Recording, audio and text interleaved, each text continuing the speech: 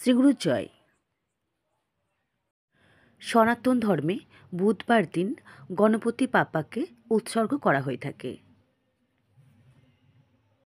বুধবার দিন ভক্তি অনুসারে গণেশের পুজো করা হয়ে থাকে। এছাড়া ঋষি সিদ্ধিদাতা গণেশের জন্য উপবাস পালন করা হয়। বিশ্বাস অনুসারে গণেশের আরাধনা করতে পারলে জীবনের সমস্ত রকম দুঃখ কষ্ট খুব সহজেই দূর হয়ে যায়। এছাড়া আয় এবং সৌভাগ্য বৃদ্ধি পেয়ে থাকে। ভক্তরা ভক্তি ভরে গণেশের পুজো করে থাকেন।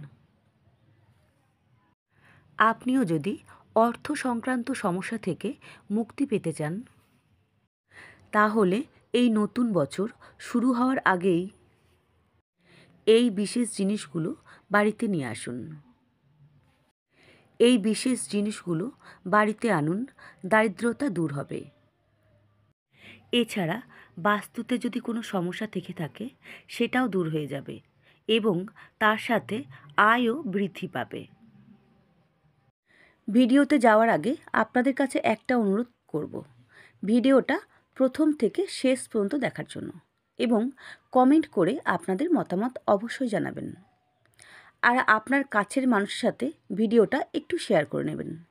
আর সাবস্ক্রাইব করতে কিন্তু ভুলবেন না। তো চলুন ভিডিওতে যাওয়া যাক। বুধবার দিন ভগবান শ্রীকৃষ্ণকেও উৎসর্গ করা হয়ে থাকে। সেজন্যই নববর্ষের আগে অবশ্যই বাড়িতে একটি বাঁশি রাখুন।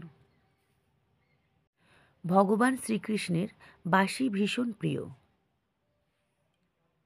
বাস্তুশাস্ত্র অনুসারে বাড়িতে বাঁশি রাখলে বাস্তুদোষ দূর হয়।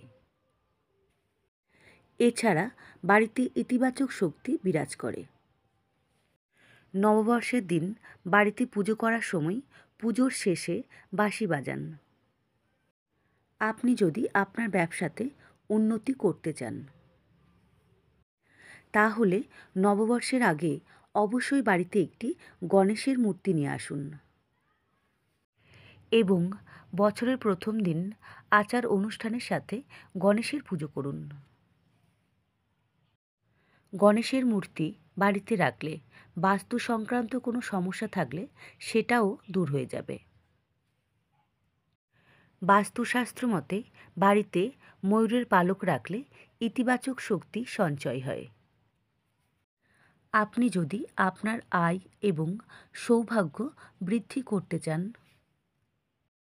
তাহলে নতুন বছরের আগে বাড়িতে অবশ্যই ময়ূরের পালক নিয়ে আসুন। তারপরে নববর্ষের প্রথম দিনে বাড়িতে পুজোর শেষে ময়ূরের পালকটি নিরাপদ স্থানে রেখে দিন।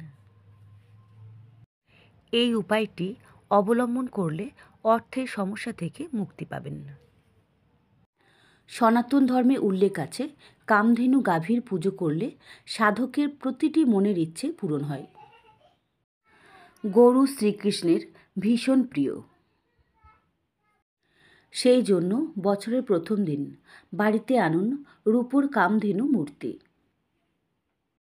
আপনি মনে করলে নতুন বছরের আগেও এই মূর্তি বাড়িতে আনতে পারেন।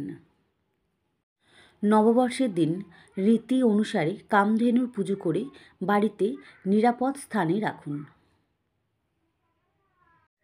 এই প্রতিকারটি করলে আর্থিক সংকট থেকে মুক্তি পাওয়া যায়। ভিডিওটা এখানেই শেষ করলাম। ভালো লাগলে অবশ্যই লাইক ও সাবস্ক্রাইব করে দিন। নমস্কার, ভালো থাকবেন।